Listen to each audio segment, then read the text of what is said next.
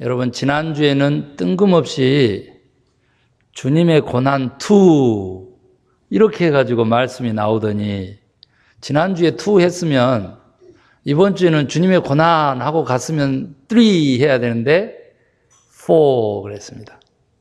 여러분, 제가 시간이 없어서 2가지 고통들을 한 주에 몰아서 전하고 묵상하고 있죠. 여러분, 주님께서는 다음 주에 이제 나귀 타고 예루살렘으로 호산나의 환호성을 받으면서 입성하시고, 그리고는 잠시 물러서셨다가 베다니를 캠프에 차르시고요. 캠프였다가 베이스 캠프. 그러다가 다시 오셔서 성전을 채찍을 만드시고 상을 엎으시고 고함을 지르시고 사람들을 내어 쫓으시고 그런 폭력을 행하셨다고요. 그런가 하면 들어오는 도중에 시장하셨다고 무화과 나무에 가가지고 때가 아닌데 열매가 없어서 예수님이 역시 저주를 내리셔가지고 다시는 열매를 보지 못하게 하셨다. 첫 번째, 예수님이 왜 이렇게 폭력적이시고 저주를 행하시고 하나님의 아들답지 않다, 인류의 죄를 지고 가는 어린 양의 모습과 다르다, 이런 의문을 품었는데 이유가 뭐냐 그랬더니 예수님이 너무 아프신 거라고 말해요. 그 마음속에 너무 큰 아픔이 있으니까 그렇게 폭력적인 모습으로 당신의 마음을 드러내신 거죠. 그래서 뭐가 그렇게 예수님에게는 고통이냐 그랬더니 만민의 기도하는 집이 되어야 될 성전인 우리 그리스도인들이, 하나님의 백성들이 하나님과 거래하는 장사꾼이 되고 하나님의 것을 도둑질해서 자기의 영광으로 삼는 강도짓을 하는 것, 이것이 너무 가슴 아팠다. 그래서 성전 정결이라고 하는 그 채찍을 만드시고 요구를 하시며 상을 뒤집어 엎으시고 사람들을 내어 쫓으시고 그 폭력을 행하셨다는 거예요.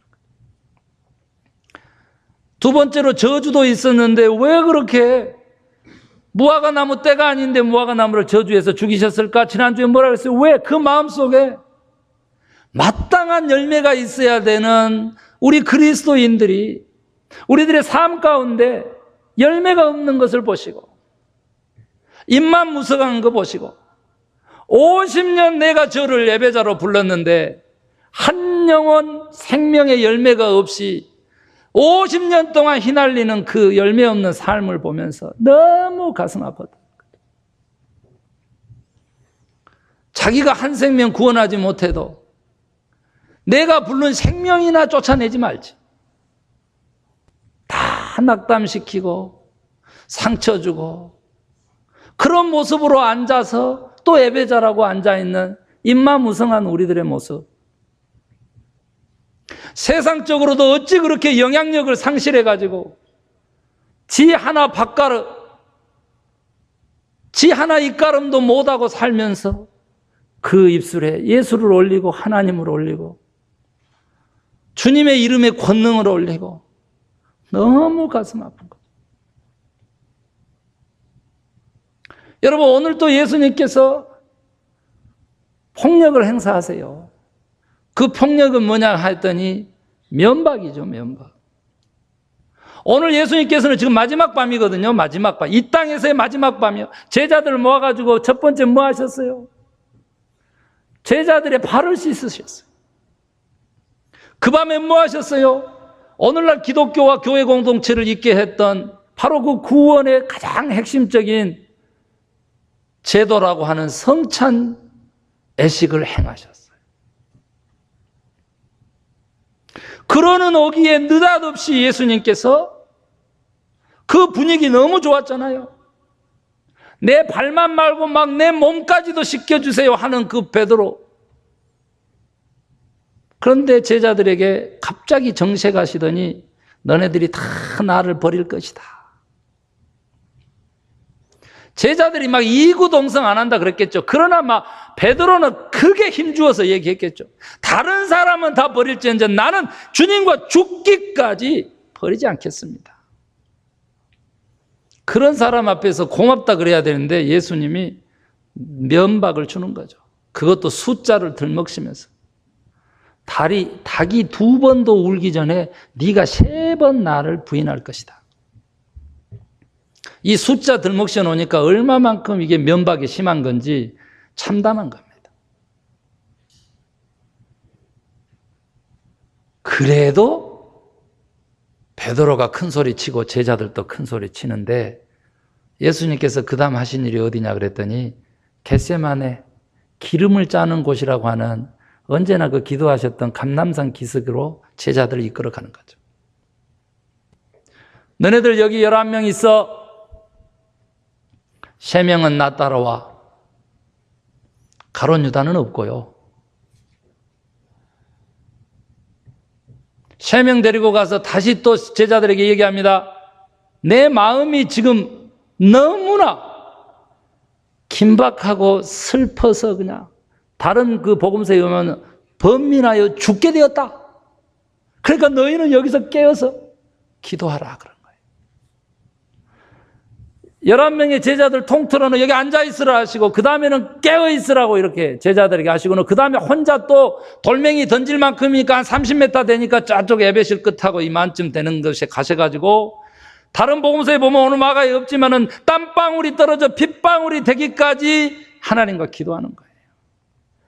한 번 기도하는데 얼마나 됐냐 그랬더니 베드로를 면박 줄 때 썼던 것으로 하면은 1시간.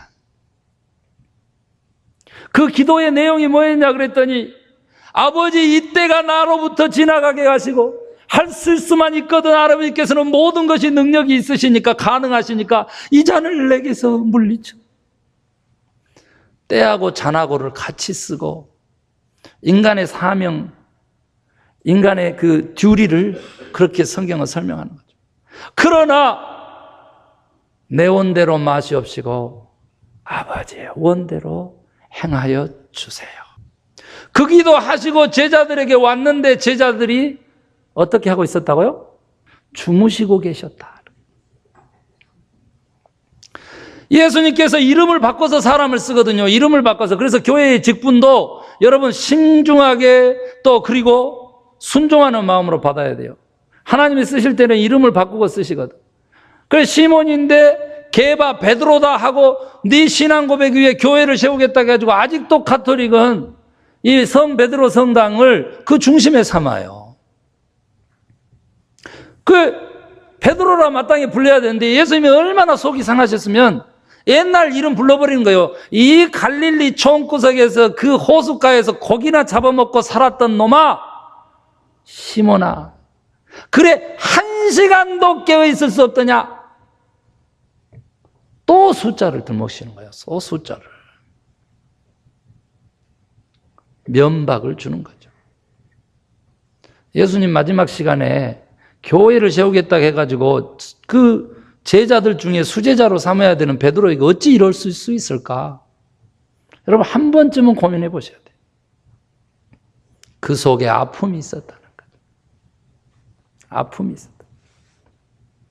첫 번째 아픔이 만민의 기도하는 집이 되어야 될 우리의 성전이 강도의 소굴이 되고 장사꾼의 집이 되어버린 것을 가슴 아파하시고 두 번째는 열매 없는 우리들의 삶이 특별히 생명의 열매가 없는 우리들의 삶이 그토록 고통이셨다면 세 번째는 너희가 다 나를 부인하리라 라고 하는 의리 없는 믿는 사람들이 믿음을 도대체 가질 수 없는 믿는 사람들이 너무 가슴 아픈 거야. 너무 신용 없는 크리스찬들이 양심을 팔아버린 크리스찬들이 너무 가슴 아픈 거야. 믿고서 마음을 나눌 수 없는 의심 없는 마음이 믿음이라는데 그 마음을 품지 않는 믿을 수 없는 크리스찬들이 특별히 LA에 미국 땅에 너무 가슴 아픈 거예요.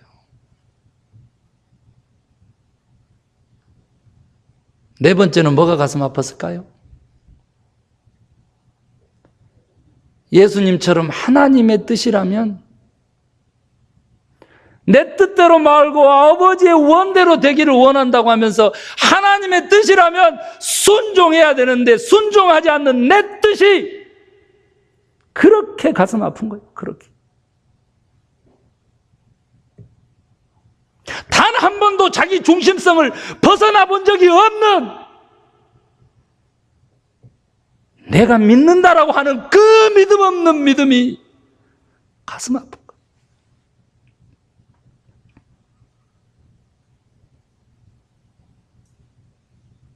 여러분, 김보성은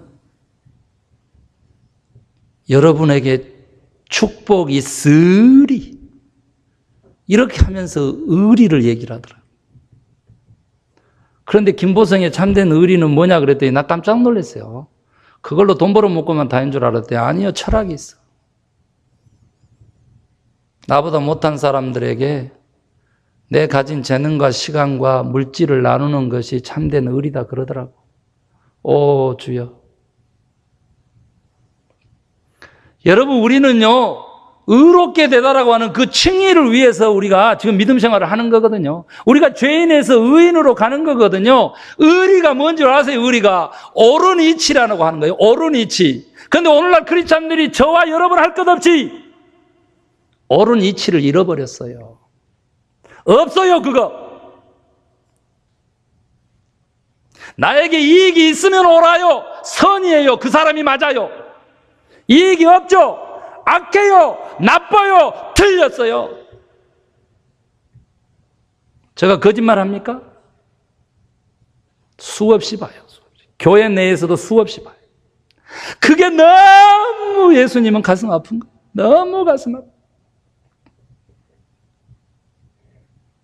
아직도 살아서 팔딱거리는 내 뜻과 내 의지가 성령의 지배받는다라고 하는, 성령의 다스림을 받는다고 하는 성령 충만과 하나님의 나라는 하나님의 통치이기 때문에 하나님이 다스린다고 하는 천국의 그 백성됨이 내 중심성 때문에 다 무너지고 없는 거, 그것이 주님은 너무 고통스러운 거예요. 너무 아픈 거예요. 너무.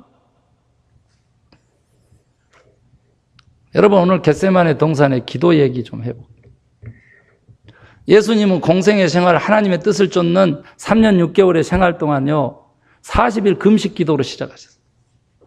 그 오늘 마지막 지금 인간으로 사시면서 이 땅에 내려오셔서 사시면서 마지막 밥 보내시면서 예수님도 겟세마네 동산 기도하시는 거예요.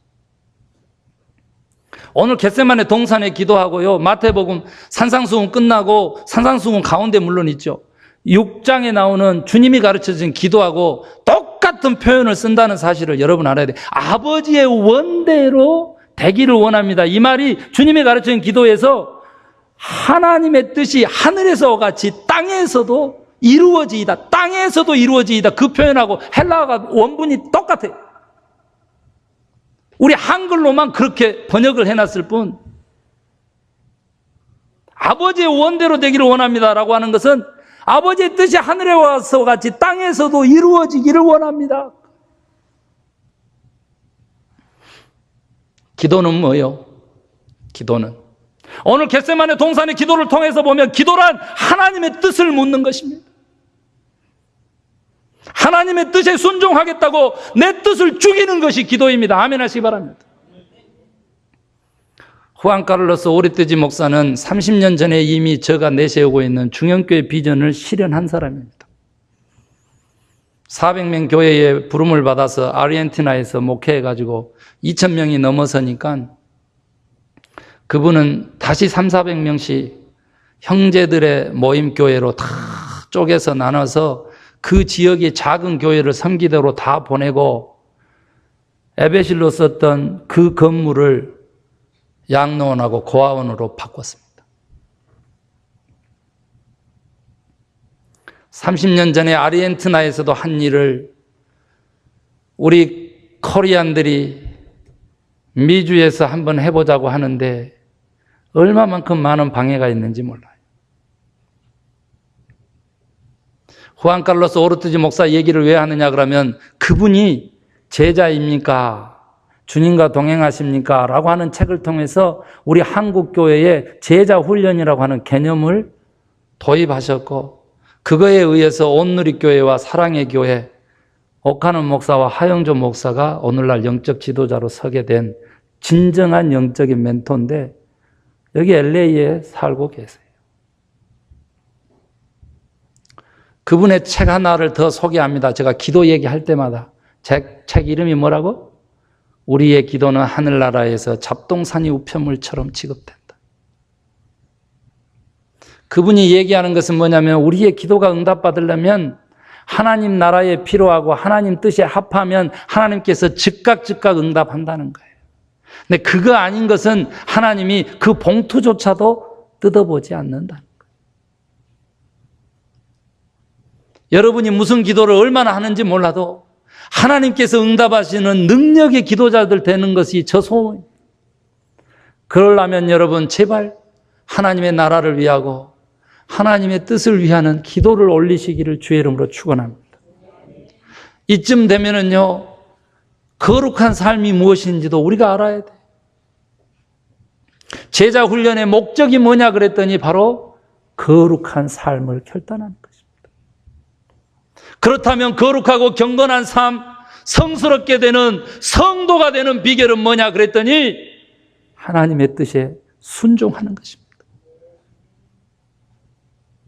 내가 중심에 서 있고 하나님이 언제나 내 성공을 도와주는 부차적인 존재로 여기는 오늘날 대형교회에 잘못된 탐욕의 복음과 번역의 신학이 종지부를 찍을 수 있기를 원합니다. 하나님의 뜻이라면 내 이익에 반해도 내가 순종할 수 있는 진정한 믿음을 가진 자, 하나님 중심적으로 인생을 설계하는 순종해서 나타나는 능력의 소유자들이 새로운 크리스찬으로 등극하고 전해지는 시대를 원합니다.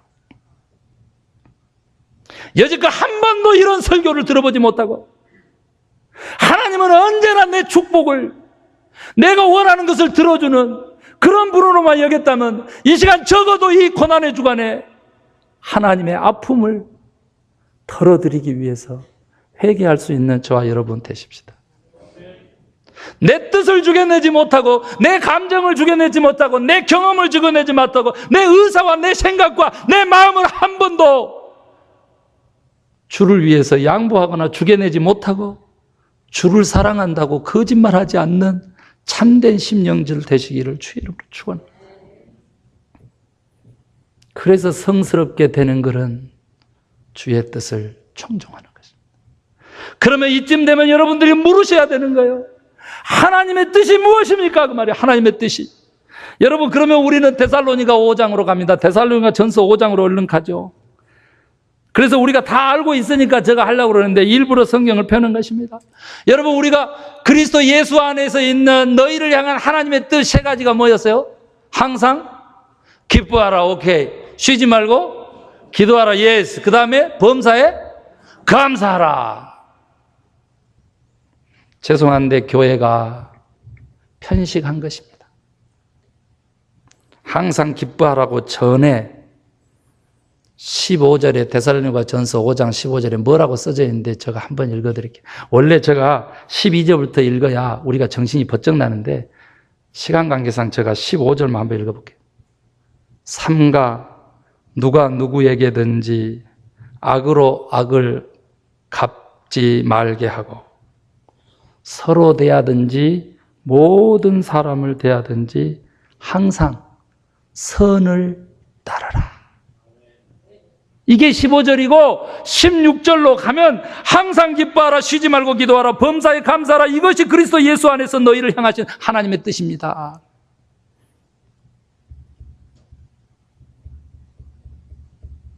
너무 쉬운 거, 관계적이 아닌 거, 개인주의적인 거, 심리적인 거에 교회가 편식해 온 것입니다. 저 얘기 아닙니다. 하나님의 말씀입니다. 왜 항상 선을 따르라고 하는 이 하나님의 뜻은 제끼고 가냐고. 그것도 서로 대하든지 교회 안에서든지 모든 사람을 대든지 교회 바깥 사람이든지 항상 선을 따르라고 하는 이 말씀을 왜 제끼고 가냐고. 왜 제끼고 가? 여러분 그러면 제낍시다. 500년 개신교의 역사에 제꼈다고 하면 제끼자고. 그런데 여러분 항상 기뻐하라는 대단히 죄송합니다마는 내 심령 가운데 자발성과 참됨을 얘기하고 있거든요. 그런데 쉬지 말고 기도하라고 하는 것은 우리가 기도를 누구에게 해요? 하나님께 하거든요. 하나님과의 관계를 얘기하거든요. 범사에 감사하라 그랬지 하나님께 감사하라 하지 않았거든요. 이 말은 뭐냐면 하나님께도 감사하고 이웃에게도 감사하라. 너에게 주어진 일도 감사하라 해가지고 십자가의 도가 이 지금 하나님의 뜻에 들어있어가지고 모든 관계를 상징하거든요.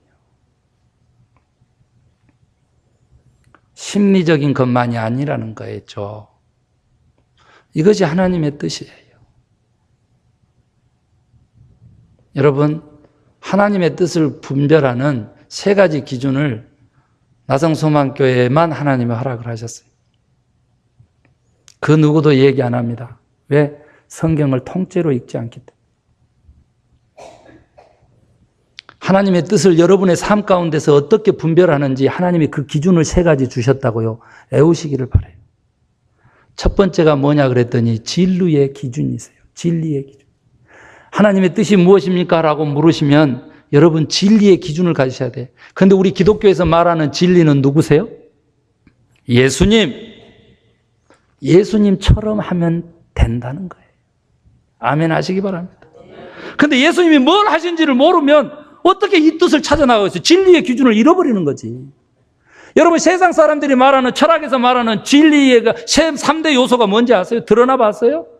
예수님이 진리라면 철학에서 말하는 모든 온 70억 인구가 공감하는 바로 그 진리의 개념도 그대로 가지고 있어야 되는데 과연 그럴까 그 말이죠. 거기에 비춰서 나도 진리의 사람이라면 그래서 진리가 나를 자유케 했다면 나도 그럴까 한번 되돌아보자고요. 첫 번째가 뭔지 아세요? 진리의 첫 번째 기준이 보편타당성. 모든 사람들이 수긍할 만 해야 되는 거예요. 보편타당성, 이 공개념이 없으면 안 되는 거예요. 공감이 없으면 안 되는 거예요. 세상 사람들도 크리스찬을 보고 고개가 끄덕일 정도로 선하신 하나님 한 분밖에 없으시고 모든 선은 하나님의 일이라고요. 성경에 얘기한 내 얘기 아니고. 그 선을 추구함에 있어서 온갖 고난도 감내하는 그리스도인들을 빛으로 만나야 세상 사람들이 어둠으로부터 나오지. 그들이 공감하고 인정할 수 있는 보편타당성이 예수에게 있었느냐? 예스! 있었기 때문에 그가 살인자로 십자가에 처형당했어도 부활하셨고 온 인류를 구원할 진리의 기둥이 됐잖아요. 교회도 마찬가지로 진리의 기둥이에요. 두 번째 진리의 기준이 뭔 줄 아세요? 영원성이거든요. 불변이요, 우리들의 삶 가운데서는. 내 인격이 다른 사람들에게 받아들여질 만하냐? 내 삶이 수긍이 가느냐? 크리스찬으로서. 그것과 동시에 뭐요? 내가 진짜 변함없는 마음을 가졌냐 이거예요. 영원성, 이것은 내세하고 같이 가요, 종교적으로는. 그러나 진리라고 하면 불변한다는 거죠. 한 번 마음 줬으면 변함이 없어야지. 도대체가 예수님의 세 번째 고난처럼 믿을 수가 없어요. 믿을 수가 없어. 주님이 내가 이거 원하니까 네가 좀 해줄래? 예, 학교요 했는데 주님이 그걸 믿고 맡겨줘야 되는데 도통 믿을 수가 없어. 영원성은 변함없는 마음이에요. 우리에게 적용해 봤다. 우리가 만약에 하나님의 뜻을 묻는다면 진리의 기준에 서라. 그 진리가 예수 그리스도라. 예수 그리스도로 해야 되는데 예수 그리스도는 우리를 항상 변함없이 사랑하시는 분이세요. 항상 변함없이 용납하시지 우리가 틀리게 해도 괜찮다고 하신 분이 아니요. 왜요? 우리 속에 예수님이 당신의 영을 불어넣어가지고 누가 얘기 안 해도 내가 틀린 줄 알게끔 다 해놓으셨기 때문에 그분이 용납하고 계시기 때문에 내가 살아있는 겁니다. 아멘 하시기 바랍니다. 이거 안 믿으시면은 하나님이 심판하려고 들면요, 인생 한 방이에요, 한 방. 살았다 것이 없습니다. 여러분, 세 번째 진리의 기준이 뭔지는 아세요? 유익성입니다. 모든 것이 가하나 다 유익한 것이 아니에요. 인류를 이롭게 하는 것만을 진리로 보는 거예요. 나도 우리 교회에 소모적인 존재냐, 유익한 존재냐?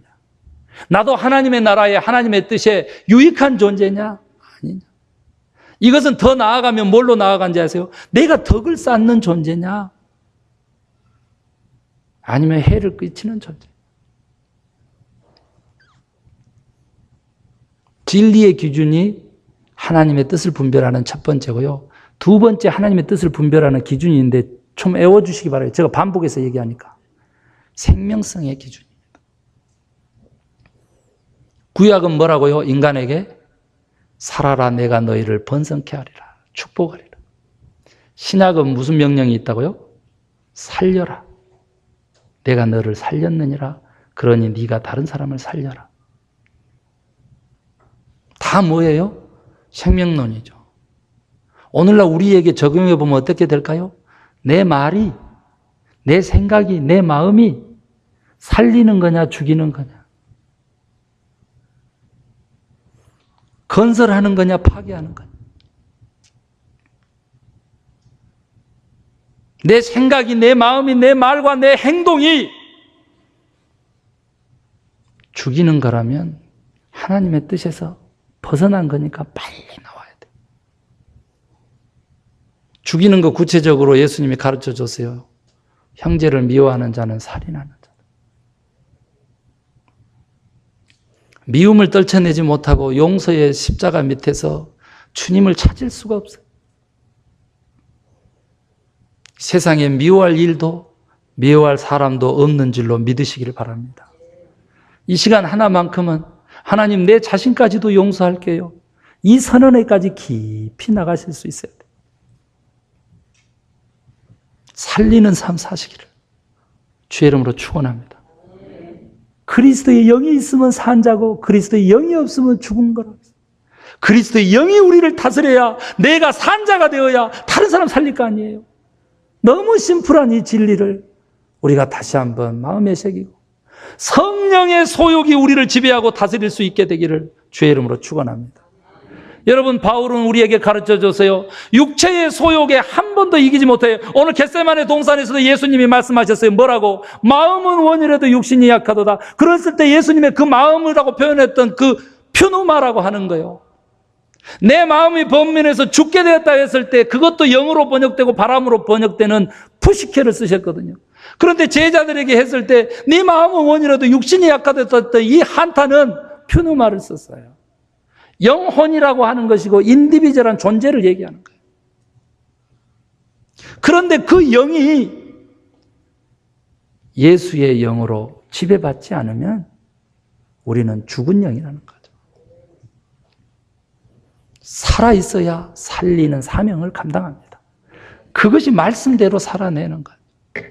생명성이 하나님의 뜻을 분별하는 두 번째 큰 기준이고요. 마지막 하나님의 뜻대로 우리가 살아야 되기 때문에 내 뜻을 내려놔야 되기 때문에 마지막 하나님의 뜻을 구별하는 기준이 뭐냐 그랬더니요. 공동체. 공동체성이거든요. 다른 말로 표현해 볼까요? 자기 중심성을 벗어나는 거예요. 그래서 나리시즘을 파괴시키고요. 에고이즘을 파괴시키고 아가페로 나아가는 거예요. 남을 배려하는 예수님의 그 사랑이었고요. 나보다 남을 조금 더 생각해 주는 바로 그 겸손이시거든. 그것이 하나님의 뜻을 구별하는 세 번째 기준이에요. 어떻게요? 더불어 살 수 있는 길로 가야 돼요. 왜 그래요? 여러분, 예수님의 뜻은요, 오늘도 육체를 이기는 영혼을 원하시지만 마지막 절에 예수님의 말씀이 있기 때문에 그래요. 더불어 사는 삶을 위해서 일어나 함께 가자 그래요. 그 전에 예수님이 뭐라 그래요? 깨어있으라 깨어있으라 했는데 세 번째 안 되니까 오셔가지고 그제 이만 됐다마 집에 자라. 나는 간다. 이렇게까지 하셔놓고 갑자기 마지막 절에 사복음서에 다 나와요. 이 얘기가. 뭐라 그래요? 일어나 함께 가자 그래요. 여러분, 한 번이라도 이 말씀에 대해서 묵상해 보셨냐 그 말이에요. 예수님이 저에게요 묵상하라는 거예요. 일어나 함께 가자라. 왜 그래요? 우리가 본문 읽었잖아요. 겟세마네 동산 오기 전에 예수님이 뭐라 했어요? 너희가 다 나를 부인하고 한 사람도 없이 다 흩어질 것이다. 함께 못 간다고 얘기하시고는 그 실제로 갈보리까지 아무도 간 사람이 없어요. 제자들은. 그런데 왜 제자들에게 일어나 함께 가자 그래요? 그러면 갈보리 그 동산, 십자가 세워진 그 동산이 아니라 또 다른 곳이 있겠지라고 생각하는 게 맞아요. 뭐라 그랬어요? 한 사람도 못 따라오지만은, 그래서 내가 죽어야 되겠지만은, 그러나 내가 다시 살아나서 너희들 먼저 어디로 간다 그랬어요? 갈릴리로 가리라. 일어나라 함께 가자라고 하는 것은 우리들의 마음이 있어야 될 것을 가르치고, 우리들의 삶이 있어야 될 것을 가르치고, 하나님의 나라가 이루어져야 될 곳을 가르치는 거예요. 갈릴리가 어떤 곳입니까? 예수님이 공생애 생활 3년을 보낸 바로 선교의 중심지입니다. 그곳은 이스라엘 나라에서 식민지 지배를 받던 이스라엘 나라에서 집 뺏기고 건강 뺏기고 가족 뺏기고 돈 뺏긴 가장 가난한 사람들이 고기 하나 잡아서 먹고 살려고 모인 바로 가장 가난한 척박한 땅입니다. 오늘 우리들의 마음이 어디로 가 있습니까? 베버리 힐스로 가 있습니까? 저는 일부 예배 때 얘기했습니다. 그렇게 우리 성도님들이 함께 사시는 LA에서 와서 같이 살아자 해도 순종하지 않는 부교육자들에게 제가 그랬습니다. 일어나 함께 가자고 하는 곳을 여러분은 토렌스로, 여러분은 그랜데일로 삼고 있는지 모르지만 주님은 갈릴리 같은 LA로 삼으라고 하십니다. 여러분, 한국 기독교 총연맹의 회장 홍재철 목사님, 오늘날 그분을 있게 했던 그 도봉구의 가난한 사람들을 놔두고 미국에 오셔가지고요, 자기도 강남에서 목회하게 해달라고 그렇게 기도했다가 그것을 후회한다라고 고백하시더라고요.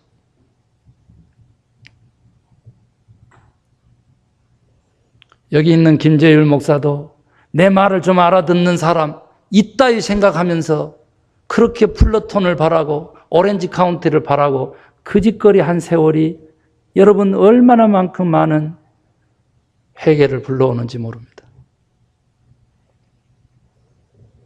갈보리 십자가를 넘어져서 부활하셔가지고 가셔가지고 그 갈릴리에서 예수님이 만난 제자는 너희가 나를 사랑하느냐 그러면 내 양을 먹이라. 그래야 사랑이다. 여러분들 과연 여러분들에게 맡겨진 양무리들을 먹일 준비가 돼 계신지, 그것이 예수님에 대한 사랑의 고백이 될 것입니다. 그곳까지 나를 위한 삶에서 주님의 양들을 위한 다른 사람을 위한 삶, 그곳까지 일어나 주의 뜻을 받들어 함께 가는 나성소망교회 사랑하는 주의 백성들 저와 여러분 되시기를 주님의 이름으로 축원합니다. 기도하시기를 원합니다.